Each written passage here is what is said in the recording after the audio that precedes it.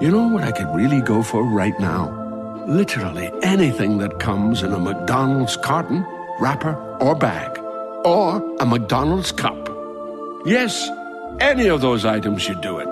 We've got your cravings covered. Now stop in for the flaky Filet-O-Fish, the crispy snack wrap, or large fries for just $2.99. Limited time only. Price and participation may vary. Cannot be combined with any other offer. Ba-da-ba-ba-ba. Hello, it is Ryan, and I was on a flight the other day playing one of my favorite social spin slot games on ChumbaCasino.com. I looked over at the person sitting next to me, and you know what they were doing? They were also playing Chumba Casino. Everybody's loving having fun with it. Chumba Casino is home to hundreds of casino-style games that you can play for free anytime, anywhere. So sign up now at ChumbaCasino.com to claim your free welcome bonus. That's ChumbaCasino.com and live the Chumba life. Sponsored by Chumba Casino. No purchase necessary. VGW Group. Void where prohibited by law. 21 plus. Terms and conditions apply. He's an old head. Youngins are really starting to get on my damn nerves. He's a purveyor of nonsense. He's a Georgia high school coaching job influencer. His favorite Bible verse is, Jesus wept. He's the man of constant sorrow, Welcome Chris to Coach's Bam! Podcast, and today I have one of the up-and-coming best strength coaches in the state of Georgia that you'll find. I was just telling him that if I was a CEO head coach and had to hire a strength coach due to what everyone else has told me and what I've seen and heard and know, I'd have to hire Coach Joe Stokowski. Thanks for being on with us, Coach. Yeah, no problem, Coach. Thanks for having me. So Coach told me he's originally from Eastern Illinois. So tell us about high school and what you did there and just go from there. Yeah, for sure. Well, I'll start the story off to say I was a terrible athlete myself.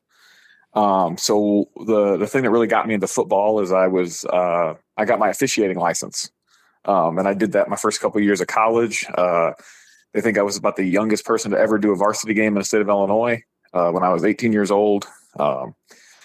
And that was something I had a lot of passion for. I was actually thinking about going down that path, trying to maybe follow that to the college level. And then I just had a real big blessing in my life. A good friend of mine got hired at Illinois State.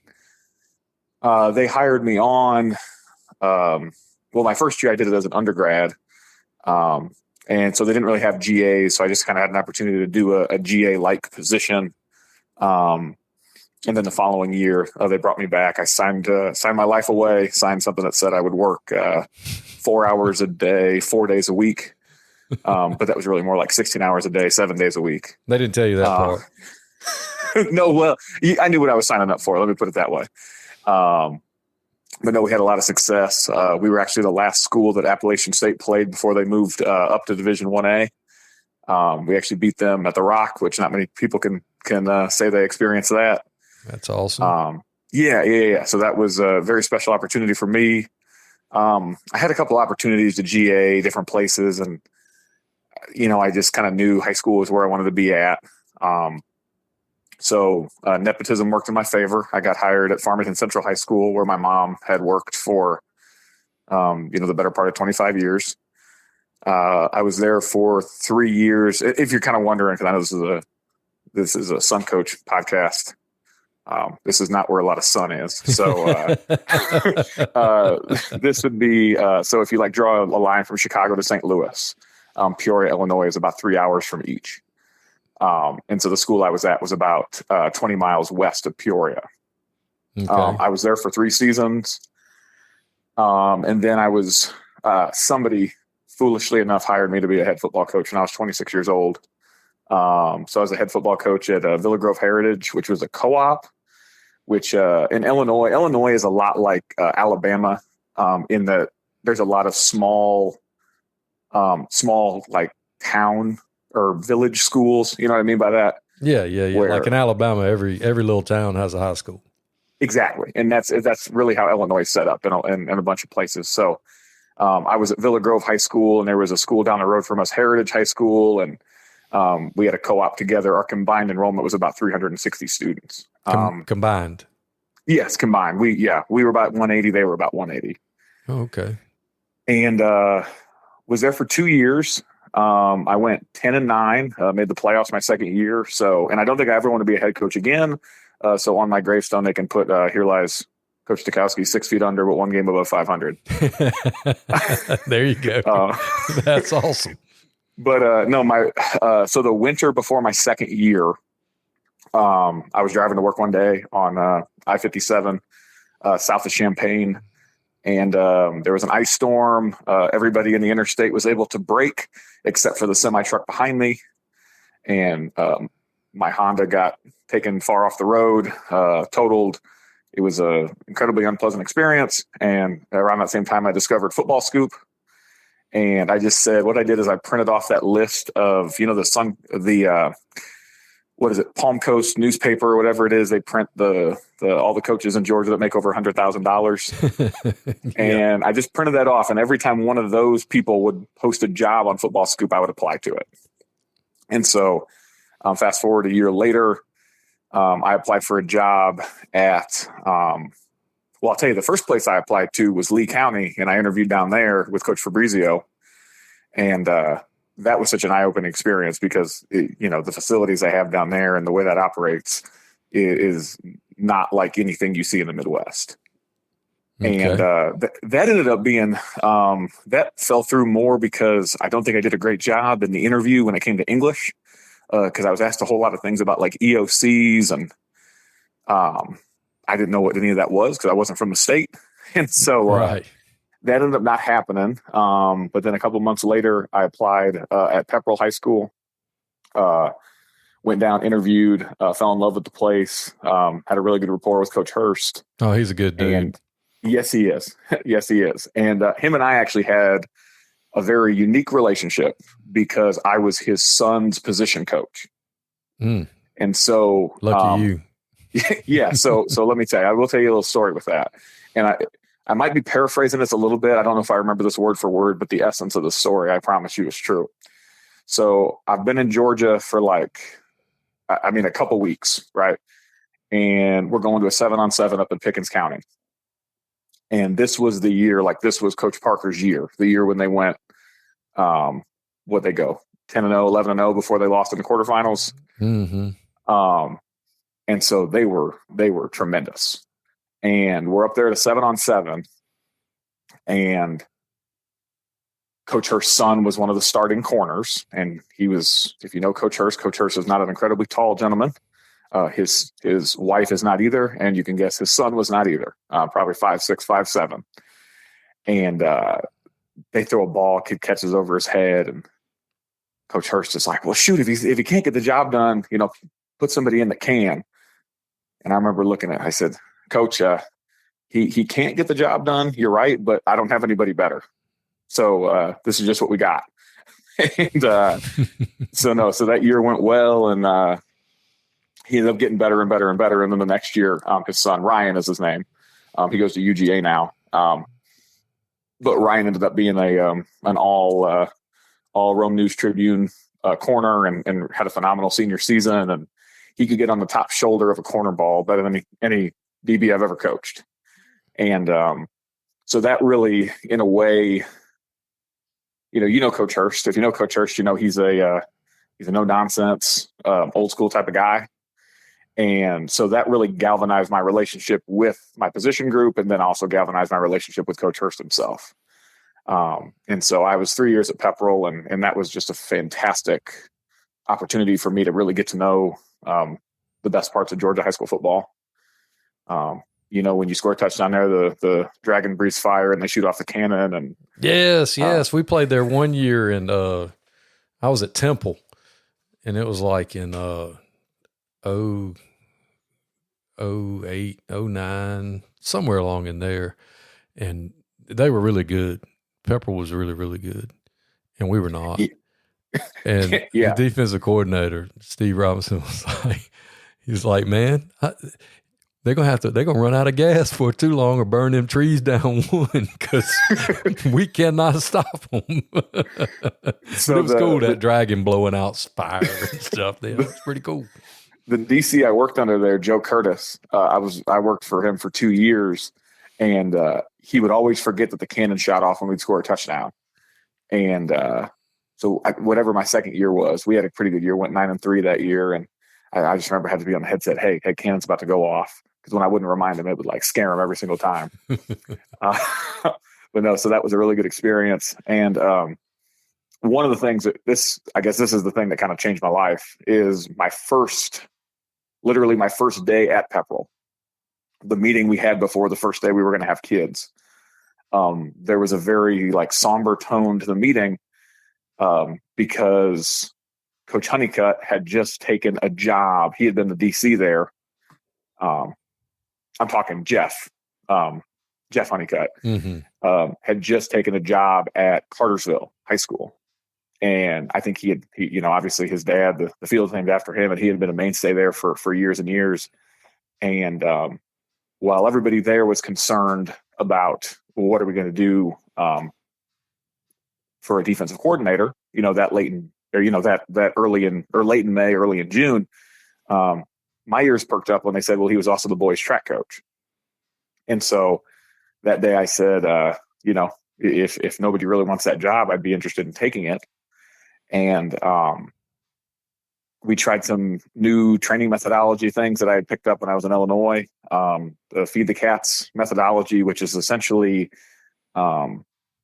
it's stripping down track and field to just working on maximum output sprint ability, and then working on your conditioning as the season goes on, if that makes sense. Yeah. You can think a lot of the programs, what are they going to do? They're going to try to condition the kids early, burn them out, run kids off. And then as it dwindles down, they'd work on their speed work as the year got toward the end. We worked on the opposite calendar. You're kind of working backwards. Yeah, we would work backwards. From conventional knowledge. Yes, exactly. So what we would always say is like, the first meet of the year, you're going to run fast, but you're going to feel really out of shape. So make sure there's a bucket at the finish line.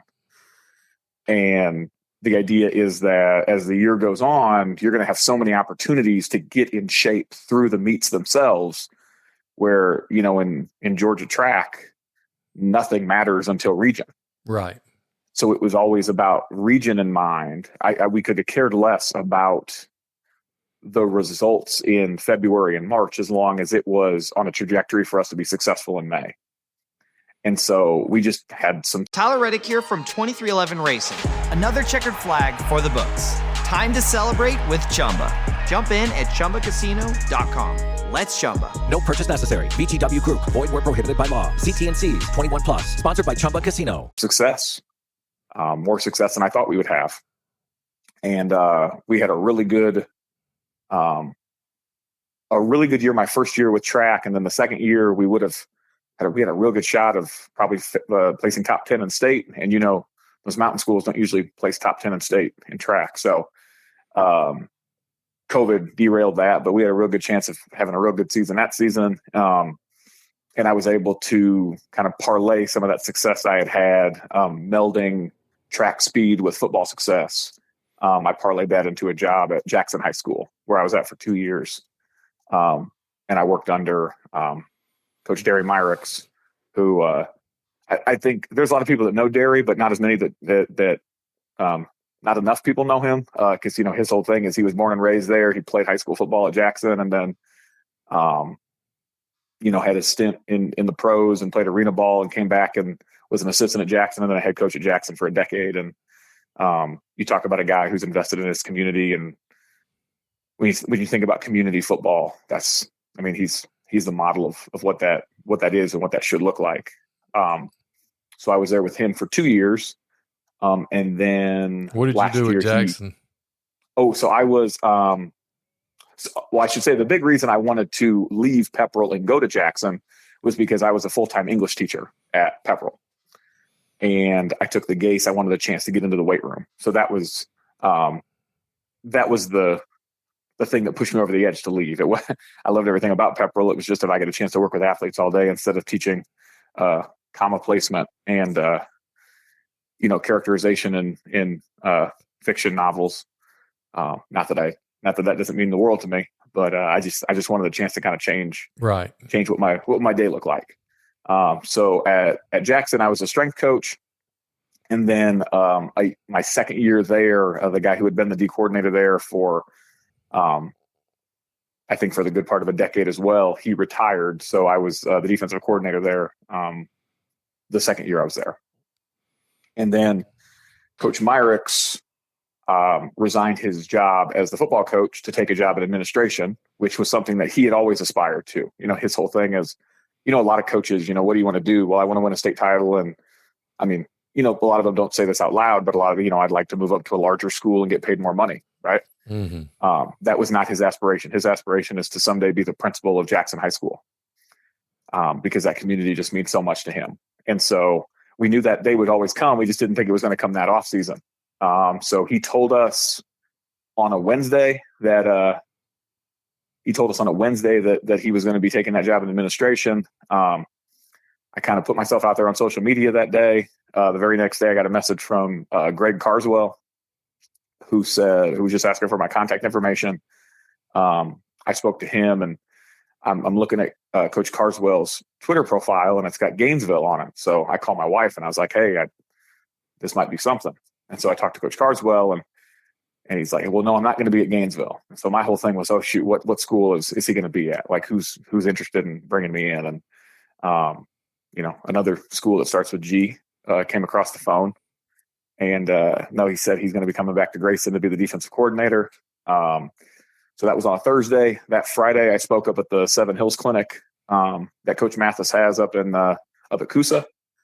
And that same day, Nate Mathis, who was leaving Grayson to go to Gainesville, him and I spoke back to back at that clinic. And Santavius Bryant, who's the head coach now at Grayson, he asked Coach Mathis to kind of watch my presentation, see if I knew what I was talking about. So I have them all fooled as well. He calls Coach Bryant, tells him, "Hey, you should hire this guy." Coach Bryant and I talked on that Saturday, and it was a done deal after that. So I took the job at Grayson last spring. Last spring was really, really hectic. I was trying to balance. We had a couple of really, really good track athletes at Jackson, so they ended up finishing tremendously well at state. We think we took, I'm going to lose count here, but 6 competitors to state last year. All of them performed their best that they had done all season at state. And so I was driving back and forth between taking those guys to sectional and going to Albany, and also trying to get back for as many spring practices as I could at Grayson. And that's where I've been for the last season. So are you just the strength and conditioning coach at Grayson, or do you coach a position as well? Okay, so that's actually a funny story. I'm actually not the strength coach at Grayson. Okay. So they gave me a title that I don't deserve, but I'm the director of sports science, and I'll explain a little bit what that means. So our strength coach at Grayson is Aaron Hill. And Aaron, okay, yeah. Aaron spent some time with Coach Richt at Georgia. I'm not exactly sure how high he climbed, but he was a GA and then I think an analyst. And then I don't want to tell his story, but long story short, he was at Grayson for a bit, and then he was at Loganville for a season, and then he was the head coach at Seconder. Mm-hmm.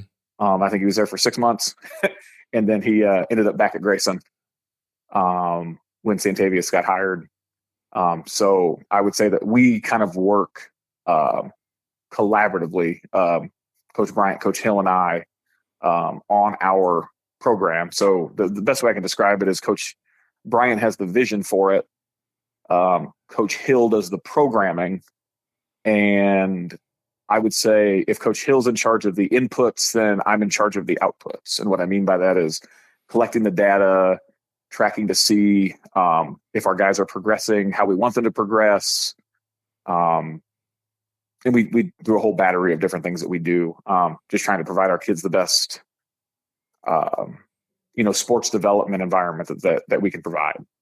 So no, my day now is actually, I've kind of reverted back. So I teach 3 periods of English, and then I spend 3 periods with the football team. 3rd period with our freshmen, 4th period with our older guys, and then 5th period we get more time with our older guys in advisement. And do you coach a position? Oh yeah, so I'm the special teams coordinator, and if I have a position, it would be I help with the Rovers, which is our middle safety in our. We run a 3-3 high look, and so the middle safety is it's not incredibly confusing, and it's something that I can I can do a good job with at practice. But the big thing is like, and I didn't realize this until we really got into games this year, like I had helped with special teams, but I'd always been also like the defensive coordinator. So it always kind of flow from one thing to the next.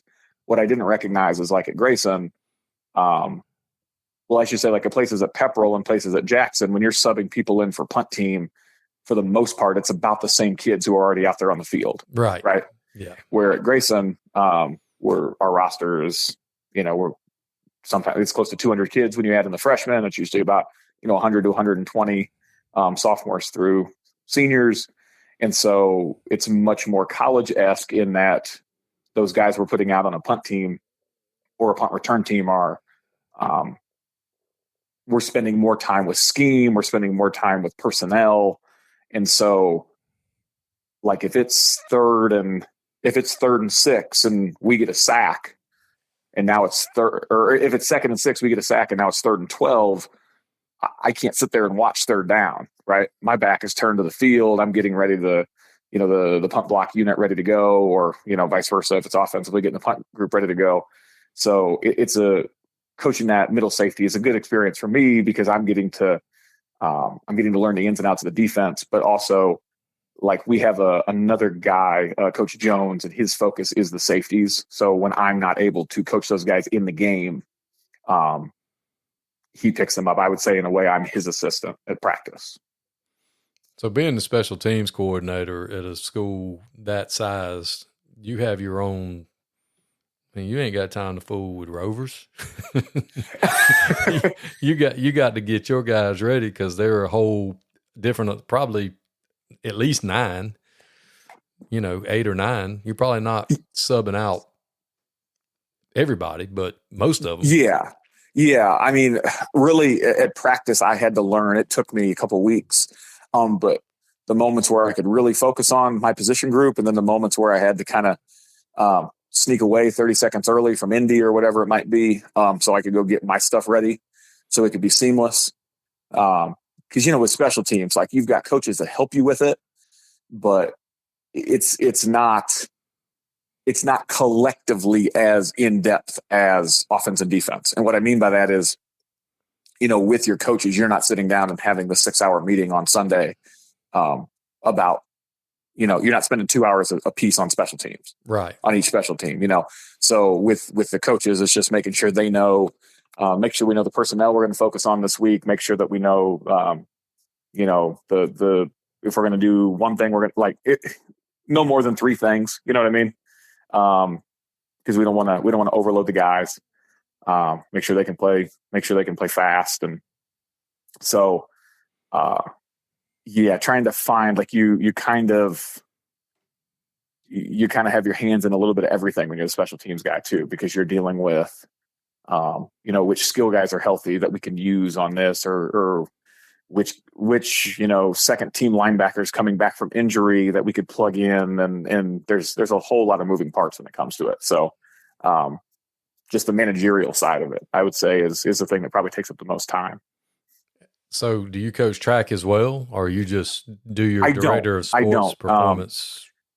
Do that? Yeah, I don't coach track. They have a great track program at Grayson, and they got plenty of coaches. So, no, that wasn't. And my wife said, if we're going to take this job and you're going to be coaching, an extra month every season now because of the success that's expected there. It gives me a little bit more time in the spring. Hey, it's Cole Swindell, and when I spend 200 days a year rolling down the highway, the bus can start to feel smaller than a guitar case. Everyone wonders how I stay chill while the hours crawl by. Truth is, one good luck spin on Chumba, and suddenly the trip feels a whole lot shorter.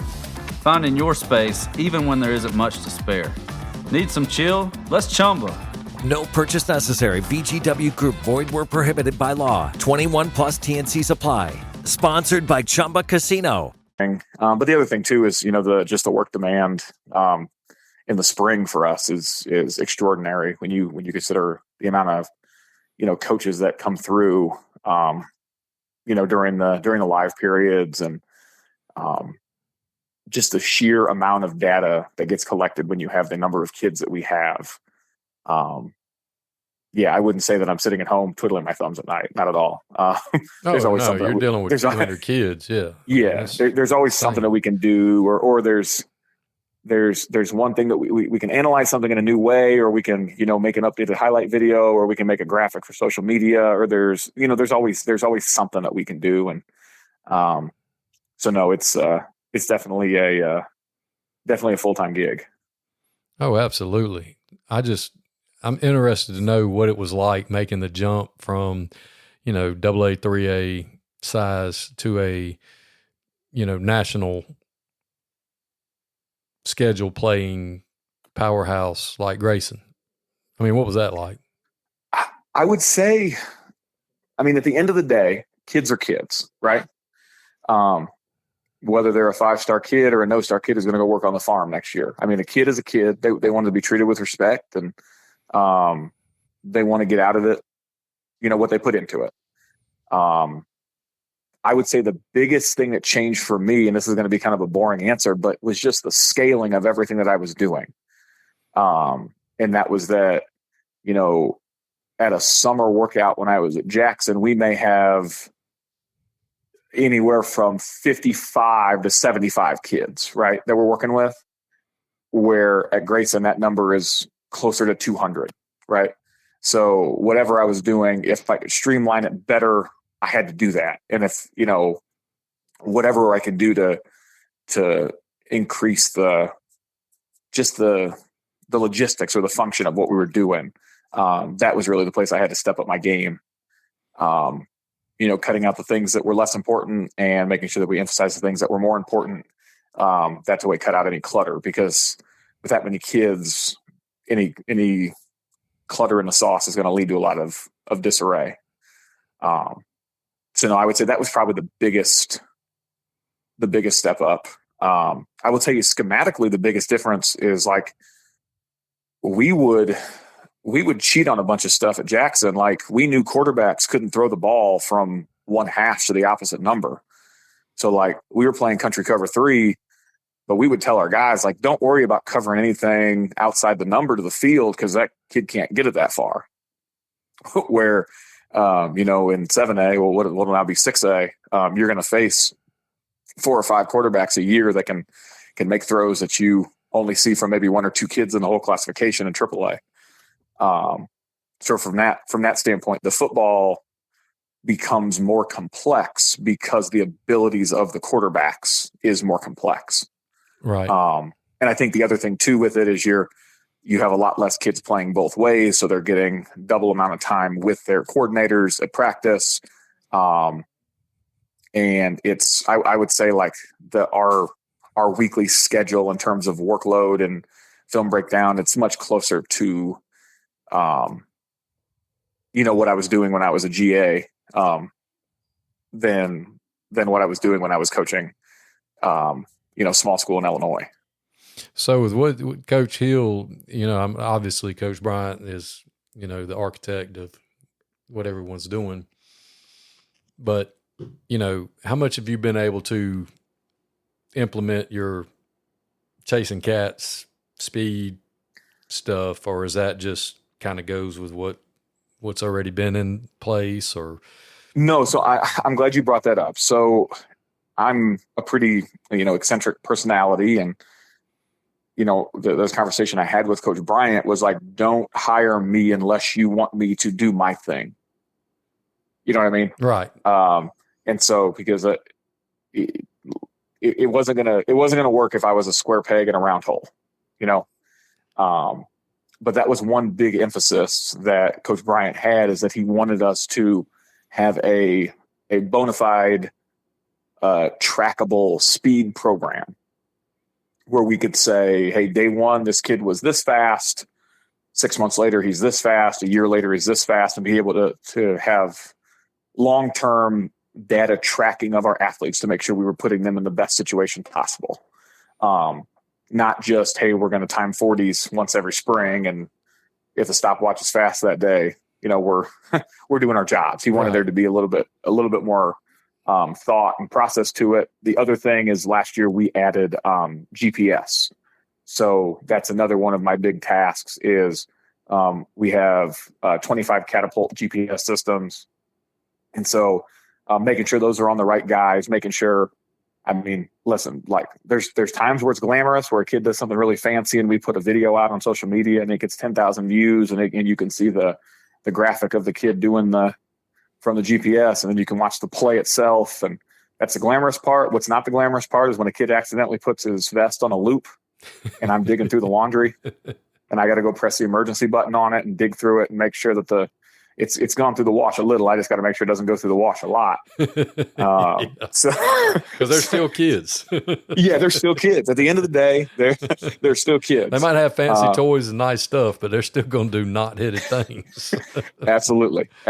So, so that's been one. I would say my favorite thing about being there is the collaboration every day I get to have with Coach Hill and Coach Bryant. And, we're really proud of the work we've done so far. We I don't know when this podcast is going to come out, but, we just finished our Saturday. Oh, okay, great. So, but we just finished our block before, spring break. And so we were looking at where were we when we came into the semester, until now, because really, when we get back, it'll just be 3 or 2.5 weeks. And then spring ball will be here. So this is a really good reflection point to kind of see the growth that we've had. And we're really proud of the numbers, the increases that we've seen, in size and speed and strength in the weight room. And just little things that aren't as quantifiable, but just working on things like ankle strength and ankle mobility, and just, when you get to see your 290-pound guard be able to push off his right ankle better than he could last year. And you just know if every kid is seeing those little incremental improvements, that as a whole and as a team, that's going to push us forward. That's working with those two gentlemen, and getting to see that improvement in our athletes to me, it's one of the best things we got going for us. Yeah, because I think most coaches, they sit around and they think, oh, well, he's at Grayson and they have all these athletes and they da-da-da-da-da and do all this stuff and have all these resources. You still have to coach them. I mean, you still have to train them. You still have to make them better, because in your league, everybody's got them. Yeah, and I'll say it. So I'm not going to poor boy here at all. I mean, Grayson is Grayson. It's a very special place. But it's not a city system. We're still one of 20 schools in Gwinnett County, or one of 19 schools in Gwinnett County. So, we have a field house, but everybody in Gwinnett has a field house. Right. We got a turf field, everybody, but we don't have a a covered practice field to go in when it rains. We don't have a bonus turf field, up on the top, like you can't control your enrollment. No. I mean, and you so who you got. Yeah. And listen, like, I'm not going to play dumb here. Everybody knows, success follows success, and kids will move in. Like, I can tell you this, like the very first week you're at Grayson, they have during the teacher planning, they'll have all the coaches come in and Coach DeBerry, who is our athletic director, he tells you straight up, listen, everybody knows who we are. If we don't do things, if we don't dot every I and cross every T, we'll be the first people to get turned in. Right. And so I would say that's one of those things where we go above and beyond to make sure we're doing things the right way. Well, not only that, just talking about how much y'all work these kids, because what I'm saying is, like, most people just sit back and go, oh, well, they're Grayson, they've got athletes. So you just roll them out there and they just run faster and jump higher. And I will tell you this, and this was the biggest shock to me when I got there. Because, I had coached at Pepperell, I had coached at Jackson. This jump was, it wasn't anything that I had.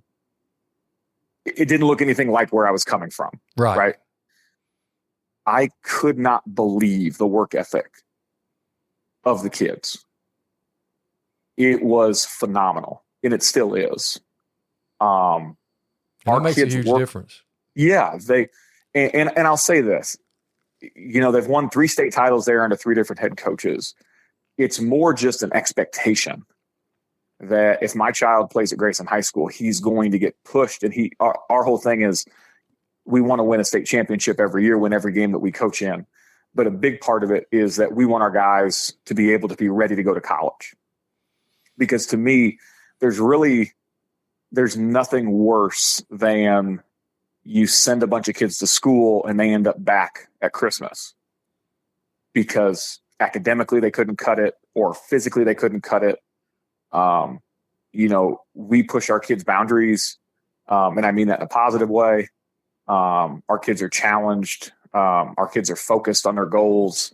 Listen, we're just like any place else. Like we got a couple knuckleheads and we got some kids that got a long way to go before they're where they need to be as successful as they can be. That's the joy of coaching, right? If they all coach themselves, we'd all be out of a job. But exactly. But I would say collectively, some of our best players are some of our hardest workers. We have parents who definitely understand that college football is going to look a certain way, and treating these kids with kid gloves is not going to prepare them for what that's going to look like. But I would say I would stand by everything that we do. Anybody ever wants to come out, watch us work out, or come out to a practice, you're going to see a program that's ran well. We do things the right way, and we provide our kids the best opportunity to go and be successful now and then be successful later. And that's all you can do. I mean, that's our job. That's what we're supposed to do. And I just think it's awesome that, I just think so many times that, some of us that are in lower classifications or in rural places, or, we get lost in the bigger schools that have been successful or that compete on a national stage. We don't understand that, those guys are working too. It's not like they just, wake up and walk out there and, all right, guys, you're good. Johnny, go stand over there and be good. I'll just sit over here and watch you be good. It's just a lot more goes into it than, you're talking about 290-pound guards and his ankle flexion, and, you guys are really, really, really pushing the envelope on trying to get these guys as good as they can be at their age and at their stage of development. Yeah, and I'll tell you, like, it is not all roses. We went in and we had a real good scrimmage this past fall at Mill Creek, and we felt pretty good about ourselves going into that Walton game in the Dome. And they waxed the floor with us and Corky Kell, and we had the important people tell us that Sunday that that's not how Grayson football operates, and but you choose to work at a place like that because you want those expectations. Correct. And you want to be in that. You want to be in that pressure cooker. You know what I mean? You kind of have to seek that out. And I know it's cliched at this point, but the old Spider-Man, great power comes great responsibility, and we have great responsibility to maintain the standards that has been Grayson football since Coach Kahn was there. And every day you walk in and you see all those, you see the 3 state championship banners, and you understand that they were successful before you were there, and they're going to be successful after you were there. You better just make sure they're successful while you're there, and that you're not the blemish on the record. Exactly. So, you don't want to be that guy. No. Yeah, that's. I know we went up to Gainesville last year. I wanted to get some stuff from Coach Honeycutt, offensive line stuff. So we went up there and we watched, and we spent the night before, because they practice, first thing in the morning. And we got out there, and I got to see Coach Bryant, Coach Carswell do what they do. And, just great guys. I mean, just the staff that y'all have got together, and just being around other guys that are the best at what they do. Because if you weren't, you wouldn't be there. Yeah. And there's days I have to kind of check myself. I, make sure I'm at the standard of what this place expects. You don't want to be that guy. No, I don't want to be that guy. and I mean, you don't want to be the weakest link. He's going to be mad at me saying this, but the truth is Coach Bryant is one of the best coaches period, regardless of level. He's probably going to end up as an SEC position coach in the next 10 years, if I had to bet. So, it's just one of those things where we have to make sure that we do the best at our craft and make sure that we build those relationships and those connections. Because when you're at a place like that, you're there because you've had some success and people are investing in you having more success. And you just really kind of never know how that's going to shake out. You can't treat it as you've arrived. No, you have to, no. Yeah. You're not done. No. And it's I've heard on your podcast before, but it's the type of place you rent. I don't know. I'm 33 going on 34 this July, and I'm still not in the place in my life where I'd ever feel comfortable buying a house somewhere. Well, looking back in the old days when I was about your age, we rented. Of course, we weren't financially solvent enough at the time. Probably we didn't have enough character to own a house. And when I was that age, it was in the early 2000s when the recession was there. So it really wasn't the best of times to be in that situation. But you're right. I mean, it's hard to put down roots right then, but that news you gave me earlier about what's coming in July may change that a little bit. Yeah. I got our baby daughter coming. So my wife's birthday is July 27th. Mine's July 31st. And the due date right now is like July 29th. So our only hope is that she has her own birthday. We don't want her have to share a birthday with one of us. Well, these days you can make that happen. I can just schedule it and tell them, as long as she cooperates. So is she going to be like her? I mean, if she cooperates, will she be more like you, or is she going to be more like her mama? I hope she's more like her mama. And I'll be honest, she's a lovely person inside and out. But, did it help that she comes from a football family and that her brother had a cup of coffee in the NFL and that her other brother coached Division I football? Yes, that helped. Because she definitely understands the lay of the land. And, I'm so eager to see, what kind of person she ends up being. Does she end up being an athlete? Does she end up, being around when you have kids and as a coach, your kids are around a lot, and just, will she gravitate more towards the cheerleaders or more towards the athletes, or, just what kind of kid is she going to be? We're just so excited to find that out. You got plenty of time. She'll probably want to be with her daddy wherever he goes. They always say them little girls love their daddies. But I wouldn't know. I have a little boy, but that's awesome, man. I'm so proud for you. We've been watching your career, heard great things about you when you went to Jackson, and watching you grow up. And now that you're becoming a middle-aged coach, like I told Coach Myers earlier today, had him on, and y'all are becoming middle-aged in this profession. And it's going to be, I know you told me you didn't want no part of being a head coach again, which is refreshing. And it ain't a bad thing. Get in where you fit in and get really good at what you do and create your own niche and, do that. And, the truth of it is, and Coach, I know you've worn that hat before. You get to coach less ball the higher you get. Oh, it sucks. And that was the thing. You have to deal with more adults. Yes, and absolutely. I didn't get in this to deal with adults. And those that know me can attest to the fact I'm not good with adults. I'm just not. I mean, if we wanted to deal with adults all day, every day, we wouldn't have gotten into education. No, we'd have probably been prison guards. Yeah. But I love dealing with kids. That's what I like doing. But, it's just, like you said, going from the English classroom to the weight room, now you get to deal with more kids.